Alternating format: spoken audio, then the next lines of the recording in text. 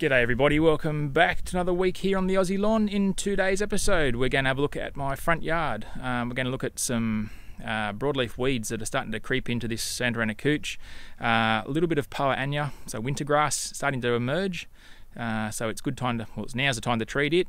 And because in years gone by I've actually done a rye overseed of the front lawn, I've actually got some rye starting to germinate through there. So I'm going to eradicate it too, because unfortunately this is going to be the first year I've been here that I haven't actually done the rye overseed, and that is because of the water restrictions. So, you know, down the track when our conditions become more favourable and we get more water in the dam, I'm definitely planning on going back to that. So we will most certainly shoot an episode on how to overseed couch with rye for winter. Righto guys, let's go around the front yard and let's have a look at what we've got to deal with. Righto, so here we are out the front, and I'm not going to lie to you, this makes me feel really uncomfortable. I'm standing in my front yard, holding up this camera to my face, talking about my lawn. It still makes me feel a bit uncomfortable in the street, especially at the moment, because we've got a lot of people doing walking and all that sort of, you know, COVID-19 sort of lifestyle, and yeah, I just feel a bit uneasy still at the moment. But I suppose the only way to get over that is to just do it, and I'm happy to talk to you guys because, yeah, but a live audience still, yeah, makes me a little gun shy. So today's, yeah, anyway, let's move on with this. And I've just actually had a little walk over this lawn before I started filming it, and I was a bit horrified to find, I think I've got a little patch of kikuyu, and I'm going to suggest that it's probably a seed that's blown in from there, or over there. So anyway, let's have a little look up close and personal at this green, and yeah, we'll see. Okay, just for a bit of, I guess, a bit of context or a little bit of size perspective, I just chucked this $2 coin. Turns out to be a pretty fancy $2 coin actually. I just chucked this $2 coin on the lawn here just to give you a bit of an idea of how fine this all is. So the height of cut is 7mm at the moment. So that's 7mm on a Scott Bonham 45. So it's probably a little bit longer than what it would be 7mm on a heavier mower like a Toro Greensmaster 1000. But look, I'm not worried about how low this lawn goes out here, as long as it's green and looks good and is essentially either rye couch in winter when possible, or 100% Santarana couch in summer and spring. That's all I ask for. I don't, you know, my green's my shortcut lawn. Okay, because I plan to treat this lawn with Monument herbicide, I haven't actually mown this for a while because I wanted what was here to get a good bit of a grow on, so I get a better contact with the chemical. This couch grass, this Santarana couch, is still under the control, I guess you could say, of the plant growth regulator.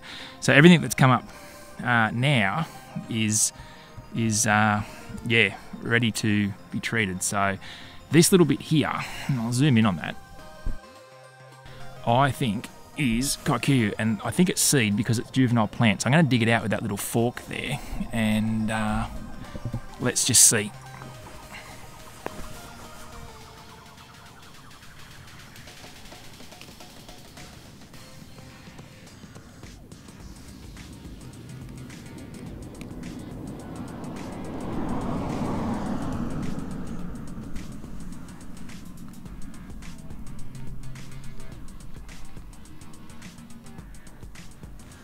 Not really sure it's young, if it is. I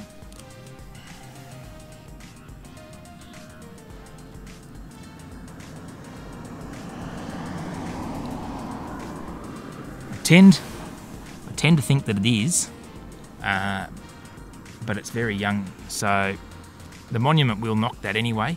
Yeah, so not a good start having a look at this front lawn today, I can tell you. Righto, so only probably about 60%, maybe 70% sure that is kikuyu. Reason being is it's too young, and it's definitely seed. It's not anything else. It's not a runner. It's not in the soil because it would have been connected to something much fatter. That's a juvenile plant. I'm not prepared to let it go any further to find out. That's enough kikuyu in my yard. I'm not a fan of it at all. It's got its place, just not in my yard. The other big battle I've got here is a few pesky bits of nut grass on this lawn, so I'll show you what I do with that. So nut sedge, nut grass, whatever you want to call it. I've got a few bits here. There's about 4 or 5 persistent bits. So all I sort of do is I've got one of these eyedroppers. I just get Roundup in it, so a little bit of Roundup in the bottom, and basically all we're doing is one drop inside the crown.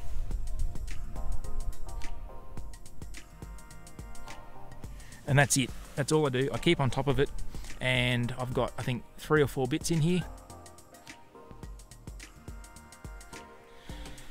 Righto, so that's all I do with that nut sedge. It's just a few drops every time I mow.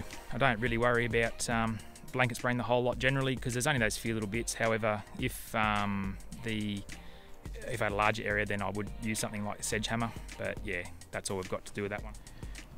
Okay, so finally, just before we hook on to the spraying part of this video, I'll just do a sweep across the whole lawn area, and you'll see the bits of ryegrass glistening. You'll see these darker patches. So that's what we're aiming for today. So we're aiming to kill that ryegrass off. We're going to kill off those patches of suspected kikuyu. There is a tiny bit of poa starting to shine through, and a few broadleafs there. I did notice some Canadian fleabane as well, and obviously that nut grass or that nut sedge. The monument herbicide will actually treat it as well. So yeah, so that'll be fine. Actually, let me just show you some of those other things. I'll show you the oxalis, and I'll show you some of those broadleaf weeds as well. So this here is your oxalis. It's the one, creeping oxalis. It's the one that gets the little yellow flowers on it. But in amongst it here, I can just see a little bit of caustic weed. Again, so when I get really get down close into this lawn, there is some imperfections, there is some invasion, but that's why we've got that chemical, and we're going to give it a hit with that today. Canadian fleabane, juvenile plant there. I'll put a picture up of what it looks like when it's mature. It's obviously never going to get that big here, but being in a rural area and a fairly windy part of town, a lot of stuff blows in here, and I get stuck with all the troubled weeds from time to time. Another battle I really have here, and it's more so after wet weather or after irrigation, are little ants. And what they are funnel ants. So they really bugger up your cylinder mower. So I'll see if I can get him to come out. They're a really brown little bastard. But I can't see any at the moment. And there's another little nest over here. But again, I can't see them coming out, but they're more predominant after wet weather.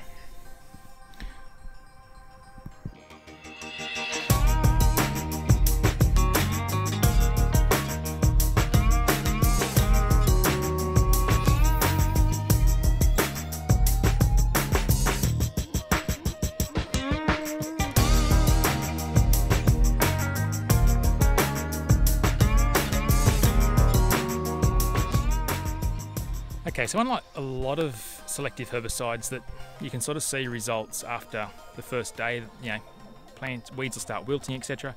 Monument works a little differently. It actually looks like nothing's happening, and then, you know, 10 days or so will go by and you think nothing's really happening, I haven't done it right, etc. No, it just works differently. Slow to give you physical appearance of change, but it's working, and then all of a sudden 10 to 14 days later you'll really start to notice that things have that it's worked. So yeah, another quick tip about that sprayer, those solo battery pack backpack sprayers, I found that when you get low on chemical, they lose prime.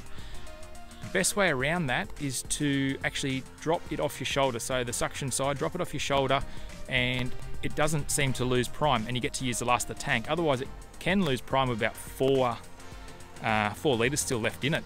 So that's another thing to keep in mind. I hope you've enjoyed the little look at the front lawn today. We'll come back in 2 weeks time or so, and we'll have a look at the changes.